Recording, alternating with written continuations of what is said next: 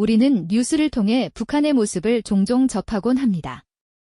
화려한 퍼레이드나 긴장감 넘치는 군사적 소식들이 대부분이죠. 하지만 그 익숙한 이미지들 뒤에 의도적으로 지워지고 철저히 감춰진 장소들이 있다는 사실을 상상해 보신 적 있으신가요? 마치 지도 위에 존재하지 않는 유령의 공간처럼 그 어떤 외부의 시선도 허락되지 않는 곳, 그곳에서는 우리가 일상에서 상상조차 하기 힘든 일들이 매일같이 벌어지고 있었습니다. 놀랍게도 이 모든 이야기는 바로 그 지옥의 문턱을 넘어 살아 돌아온 사람들의 목소리에서 시작됩니다. 그들의 생생한 증언은 우리가 단편적으로 알고 있던 북한이라는 나라의 가장 깊고 어두운 시면을 비추는 유일한 등불과도 같습니다. 오늘 우리는 그들이 목숨을 걸고 세상에 알리려 했던 북한 체제가 가장 필사적으로 은폐해온 비밀의 장소들로 들어가 보려 합니다. 그 첫 번째 여정은 이름만으로도 절망의 무게가 느껴지는 곳, 바로 정치범 수용소의 굳게 닫힌 문 앞에서 시작됩니다. 이곳은 단순히 죄를 지은 사람을 가두는 교도소와는 근본적으로 다른 개념의 공간이라고 할 수 있습니다. 한 사람의 존재 자체를 사회에서, 역사에서, 그리고 심지어 가족의 기억 속에서 완벽하게 지워버리기 위해 설계된 거대한 소멸의 시스템, 바로 그런 곳이죠.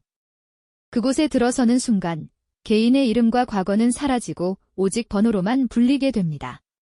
수용소를 둘러싼 끝없이 이어진 철조망과 차가운 감시탑의 눈초리는 이곳이 세상과의 완전한 단절을 의미한다는 것을 보여주는 명백한 상징물입니다. 해가 뜨는 순간부터 해가 지는 순간까지 수감자들은 영문도 모른 채 오직 생존을 위한 강제 노동에 내몰려야만 했습니다. 문제는 그 노동의 대가로 주어지는 것이라고는 인간의 생명을 겨우 연명시킬 수준에도 미치지 못하는 멀건죽 한 그릇이 전부였다는 점입니다. 앙상하게 마른 몸으로 새벽의 찬 공기를 가르며 노동에 내몰린 이들에게 한 줌의 옥수수 가루는 생존을 위한 처절한 목표이자 동시에 결코 채워지지 않는 절망의 상징이었습니다.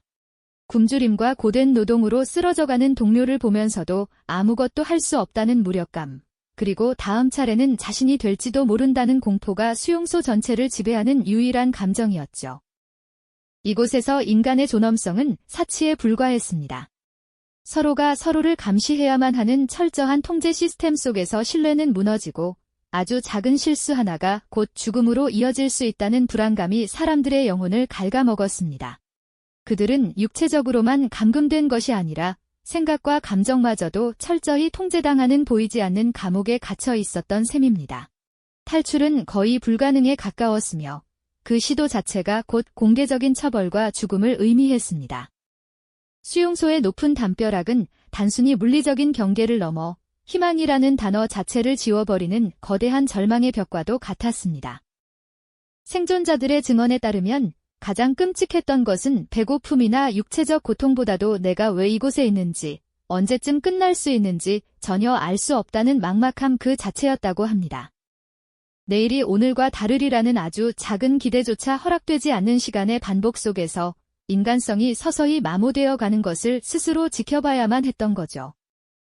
이곳은 북한 체제가 자신들에게 위협이 된다고 판단한 사람들을 사회로부터 영원히 격리시키고 그 존재의 흔적조차 남기지 않으려는 극단적인 통제의 산물입니다.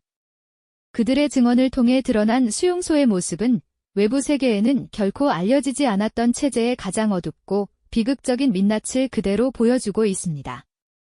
우리가 이야기하는 이곳은 과거의 기록이 아니라 누군가에게는 여전히 벗어날 수 없는 끔찍한 현실일지도 모릅니다. 살아남은 이들의 떨리는 목소리는 단순한 고발을 넘어 인간의 자유와 존엄성이 얼마나 쉽게 파괴될 수 있는지에 대한 우리 모두를 향한 강력한 경고인 셈입니다. 하지만 그 끔찍한 절망의 종착역에 이르기 전 모든 것이 시작되는 또 다른 비밀의 공간이 존재했습니다. 바로 자유를 향한 꿈이 산산조각 나는 첫 번째 장소, 보위부의 취조실과 임시 구금 시설입니다. 탈북을 시도하다 체포된 이들이 가장 먼저 끌려가는 곳이 바로 이곳이죠. 외부와는 완벽하게 차단된 이 어둡고 비좁은 공간에서 한 인간의 존엄성은 철저하게 파괴되기 시작합니다. 그곳에서 벌어지는 일들은 단순한 신문을 넘어섭니다.